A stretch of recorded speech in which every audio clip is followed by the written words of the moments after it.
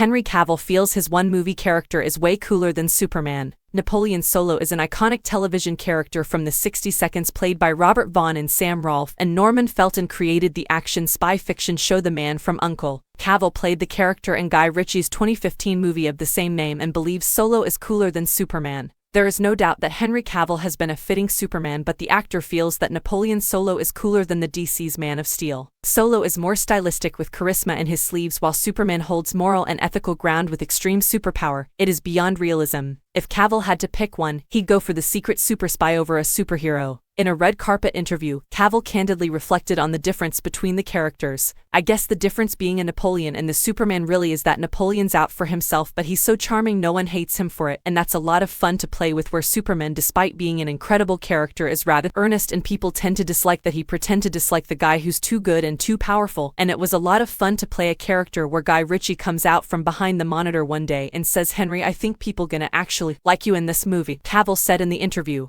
Also, Cavill had a lot of fun filming The Man from U.N.C.L.E. Going vintage in Rome with vintage cars, classy costumes made the filming process too much fun as he felt it was being in a time warp. Napoleon Solo has been an iconic character, and Cavill playing Solo has certainly added charisma to the modern version of the character. Speaking with Screen Slam, Cavill explained the Solo in the movie in great detail. He's a chap who, American guy, who's bit of an Anglophile, and he's the son of an Irish janitor, Cavill said. And he has sort of infiltrated English high society because he loved it so much and then got into the black market and dealing art. He was so good at this that he was uncatchable, and eventually he was given up by a jealous mistress and the CIA. Instead of him going to jail, they said, "Right, how about you work for us for certain many years?" And then he was blackmailed into working for them, and he ended up becoming their best agent.